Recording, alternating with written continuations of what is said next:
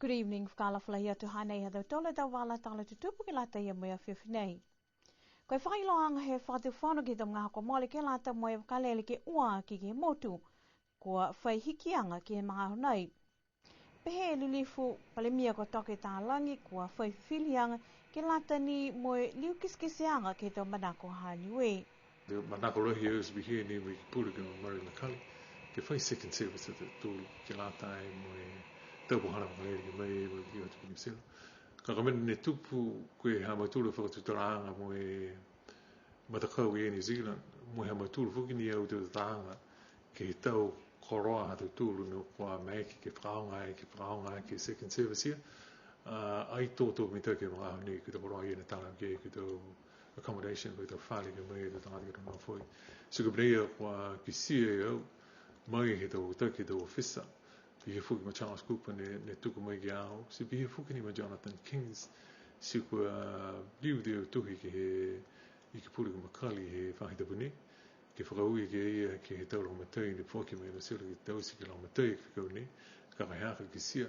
Ai hanga mo take ba ne mo ringa mo no te tūre te tupe ia. Kai ko whanga pi hia. Kai whaia mamana ki anga ke tau si e ke kamata i he tau hau. He mahina me pu yuni kai whakatoka he tau ni. E tau whakatoka anga ia ke lata he tau hau. Pe foki lilifu palemia, ko liliu ono ke tau malaloha niwe ke mai ke mumui toa. Ke tau whakamōlianga ke kamata e whakahoranga nei, si kua whatu tala fōki mai whahinga hoa kua lango, ke tau whakahohohanga ke tau tangata whenonga ewa. Koe ki sira tūru pā, ne ai laka tau ia e longa he poko. Uka whuki tau tūru, tunga ne he whai whakairoa whakairoa tūru ki maua tau poko e mga ne ke lata e me te manako e tangata ne mai e. Se ka eke kua dausi tau tūru ki hau whuki tā whakalere, se ai whai poko. Koe manaka tupu ka haa koe ai maika tau tangata ke mai. Ako i whi poko pina no fo isi mo noa e te tupe te tu ke te whamana pihe kano hea ne pehe o ke whakaturu maki whikau ne ki tau si ala he tau ka hau ai ka mana tau se whakano e o te mana ne tāra mei ora tūru ki a whakatu tāra au mo e tau ofisa New Zealand whakatu tāra mo e New Zealand ke sia ai ha whi mo uri e tau whakatu kāna ko rāta ke tau si e ke ua toka e tau tūru e whakatu whono ni wei ke he mana nuka hanga angirea. Pese ne manako. Na manako usta tu. Ka koe ononoanga ke te tupu ke whakamari me ononoanga ke he mana ni whakahingoa e te tupu ke risk. Kano ia se pi he iu. He mga honi. Me tuhi iu ke minister makani ke whakaui ke ia me haana tauranga matai me whiwhia mui. Ke tausi te mana ni. He mga honi. Ke lori whakamamaka maua ke maua ai. Ua e whakarere ke mai ki te weka. Panaka i mai ke he tau ni. Haka te mana ia. Koia koe lilifu palemia, ko toke tālangi. Koe taha wala tupe langmatai he whasiwhasianga tupe haniwe ke lata me tau koloa ne molea e taha miliona tāla ka kua taha ni e se wafi kua whakaonga. Pehe lilifu palemia he motu ko toke tālangi ko whita ni he whaitau seanga he mga nei ke lata moe wala tupe nei ne kua tohifo. Tō tua ua e mena ne tu. Whakamua Muri te tūru heu te hā te tūru a te manako. Mena ke wā ke muri whuki New Zealand he te mai hā te tūru a whakamuriang. Si muri whakatasi mo ia e hā te tūru a tau hawheanga no tau se ke whakaanga he tupe me mga honi mai he tupe. Si koe mahina Unwari he tau nei whanadeo. Koe mana koe tahare e se au whitungu fure awhtala. Karonga ni uni nei. Uni ni haka te ke tūru se au awhtala. Si koe mamina ki anga mai tūru maa nei ke whakaanga se tupe ia. Pe foki a ia kua whita ni e whono. A ia moe tamtakau ke moa mawhisi te whiwhilianga ke he wala tupe toi mai he taha e miliona tāla. Kua whita he mo e te whatakataka lata e me tau mataka me tau wafi mamafa. Se bihia me tau whare, te wiki anga he tau whare.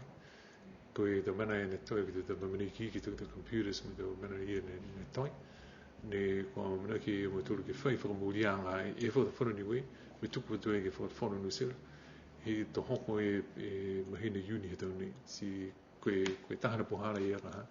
Ke i loa e tau tūru mo e mawhisi mo he tuku me mawhisi whakanga he tuku. Koe lilifu ko toke tālangi. Koe matahiko he whahi tapu kamale ne whai koloa nā kaimita ki kua maua he tātangata ke loa vewe i tawhalalo. kai nā kai la mahino ia, koe hei ngā pawaki e koloa nei mo e tau whakaonganga. Pehe e hukui ofisa leo, ko hikitongi a puheke, mana kua lau tolu ke whai mātuta kianga mo e tau tangata ke koloa nei. Tahe pakese waikona ne moai he taha tangata ke he linganga vewe i tawhalalo. Si koe manako matoro he whainga ho leo ke i loa ko hoi e tangata nei ne tahifo e koloa nei mo e lisi e ke lo vewe. Mo e manako fuki ke i loa ko i ngoa e waikona ne he hai e ki loto e pakese nei. Kua whai kumikumianga fuki e whainga hoa ke taula kauhila ko internet. Mo e moi whalua talawanga mai ai koe vai ne hai e ki loto e he pakese ko tō tahe kona. Mai ke masi e tangata kai ke kua hohongi e vai ne hai e ki loto. Po ke kai ke kua piki e vai ke lima e po ke hawala he sino e tangata. Mo e kai ke kua kai e mo e mai ke fuki e vai nei kai ke kua tātu ke he tau kalakala kaina po ke uta ke lisi pia ke lo vewe ke lauia e tau mamui he whalua a manu na kai ni ke tau manu kai pia fuki ke tolo a vai inu ke i lalwhanu. Ka manako ke whai mātuta kianga ke koloa nei whakamare mole si mātuta ki ke whahe leo he motu. Koe pungipongi awhila i le ko whakamnui na moe whakauru e matanga hua ICT he whahenga hua moa moe whakawhana whikau. Tokolonga lau tōle tau tangata ko hohoko atu ke Commercial Centre ke tapuka mole ke iloa koe hei ngoa e tau whakaholoanga fōu ne kua whailoa he whahenga hua. Koe matanga hua nei kua whahenga hua ke whangahanga mitaki mai malikisi hake tau puhala uta whana whikau he motu kua mai ke whoki ke puhala atu tau whakaholoanga fōu. Koe whakaholoanga ke he awhila ili he talahau he urunga hua ko tutuli heka ke whakakese, whakatata, moe whakamunu nei whakaholoanga nei kua whai mangaho he whakataitai e tau koloa tō mai ke whoki a te tau whakaholoanga na love ki lunga tunga e tau telefoni o ta whana moe interneti. Interneti de motor whaonga e lein telefoni. Koe copper line. Si e kua koe de whaonga. Koe koneke ne telefoni hau moe ADSL i gaina. Ke he tahe ne lein telefoni. Si mea koe whaonga internet moe telefoni e tahe monga. Ka koe wifi he ISN. Koe wireless ka haya. Ai ki po ni connect ngai. Ke hang haya. Porono ke he tolonga he ko mai ke hau ni. Sia ka hai longona he tangata do whailaonga ke he jo mo GB ke he whaorangi hau ni. Sia e tolonga ro tulu ni mai ke. Fia mai manaka fu ke I loga hingo dum da fu ni ni ko kisa he TV. So na ka ke mo ngi hau ni. La he fia ko tolonga pia ko mai ke he Commercial One fuki to whānau. A koe tāmea ne ka hain tōsi mau tūru school break. Ke mai kai tō family mo tāma ke. Sia tō nanei, moe tūru diwa tō kiaong fua. Si rota hela he aong ai. He mga hapukati he purenga mo tūru ke loans e boke pauru e tō koharanga nei kai. Whakaholo te mo tūru ka he tō kamare. Si koe le mni ke he whakahoko ke he ke hau ni. Mana ko he motoru ko ha ke ko hoko o si do telefoni fo ne ke do manga o si do ri me moto to si anga nei ka ko tu ko nei ka la hinga ho ne to ke tu ku he do ke po to hoko do mangi to ka ko ma ho nei ko e fi no moto ko ha ke va munui na e poti ka ya pa mo do ke to si motoru do ho. Koe hukui palimia ko pokotāsi pelini kua tukua tu e lilifu ki hawhangi moe whakamunuia nei whakaholoanga he aho. Pe hea ia koe tau puhala fōu nei ke munuia nei motu moe ke o tatai moe lalolangi lahi. Koe matanga hua nei whoki ko whakatupe he tau tupe langmatai mai he NZ8 moe talahau e hukui ha New Zealandi. Anyway ko Mark Blumsky ko whia lahi a New Zealandi. Ha kua hawhangi tong tuhala ni we ke lalolangi ke he tau puhala ke matutaki. Koe tau tupe koe taha pui ni one miliona tālai ni kua tuku e Nusilani kua lahi e aonga mo imtaki fōki te puhala nei mo puhala moa tupe mai motu. Whakatu tāla mo whalu tangata ke he halo tūla te manatu ke he tau whakaholoanga fōu nei.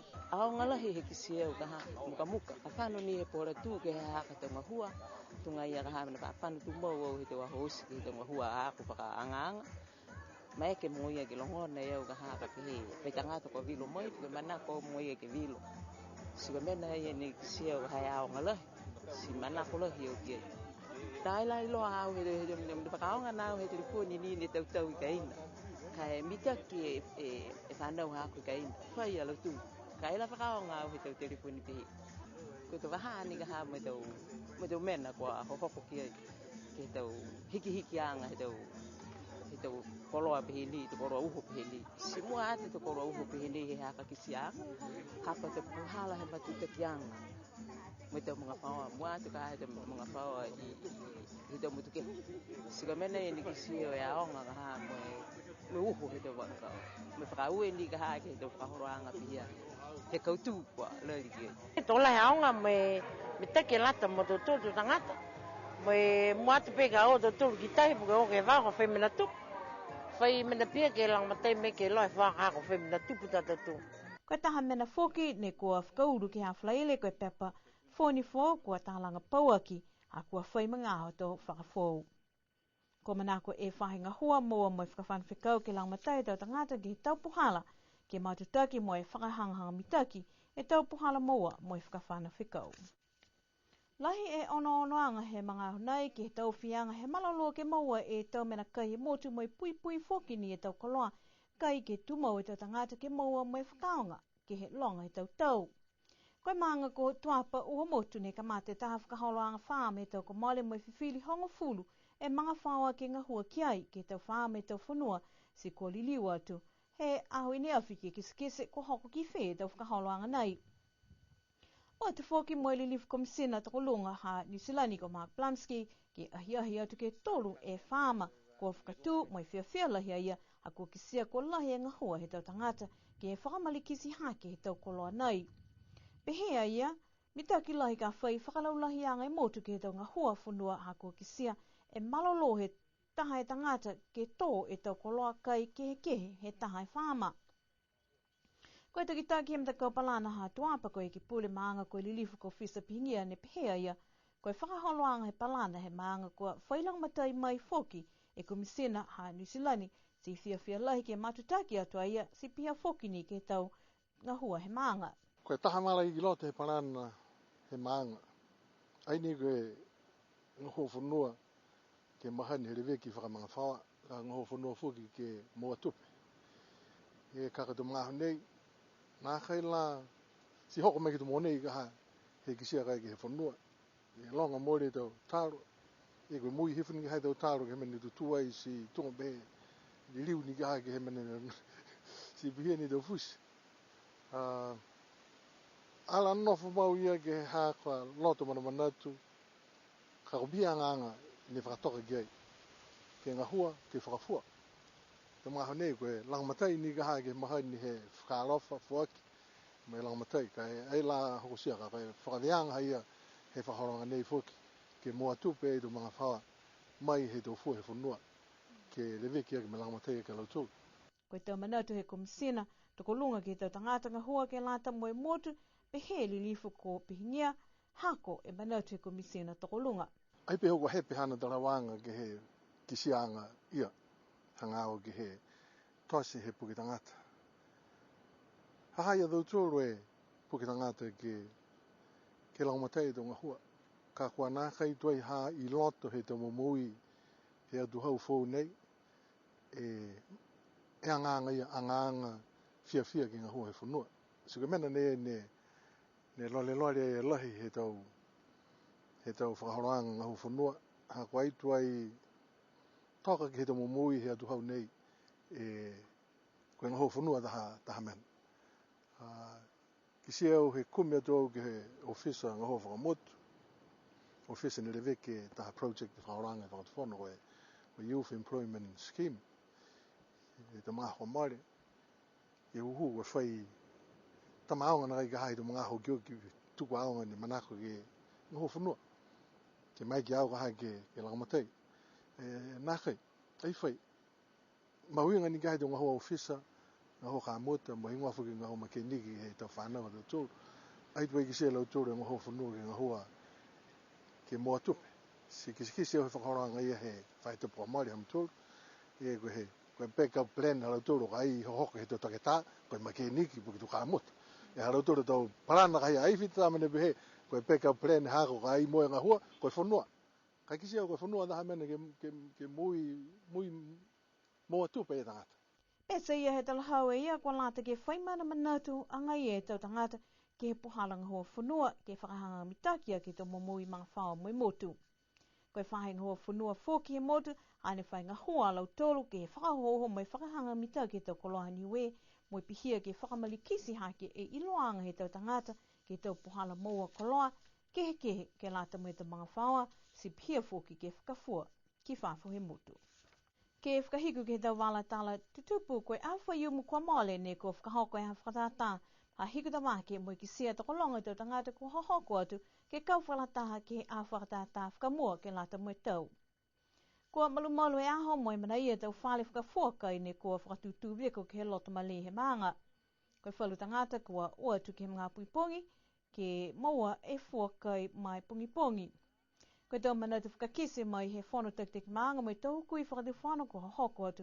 Ke he aho koe manako ke lata moe maanga ki moa e anga kau whalataha pese ni ko haha e tau le kua tutupu ke tau mga komole.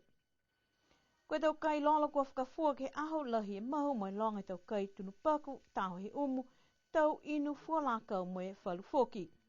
Koe tau nei nā kai longa lahi tau fua he whanua ne kua whakatata ke aho ka manaki ke whakamalolo e maanga ke mahoma tu foki ke he tau ka hau. La he fulfulala he aho ako kisia foki e tau holonga ni ko tutupu mai he tau tupuna mahina tu mau. Kua hohoko atu ke aho ke whakamtalahi e aho ke tau kōri whakawhiawhia. Kua manaki anga he maanga ke mua te mitake tau whakaholoanga ke tau ka hau.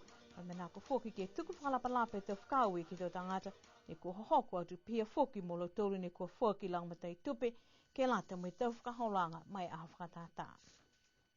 Hana hado tola da wala tala tutupu, ke lata ia mai aho nei, nana whaa mai mawha.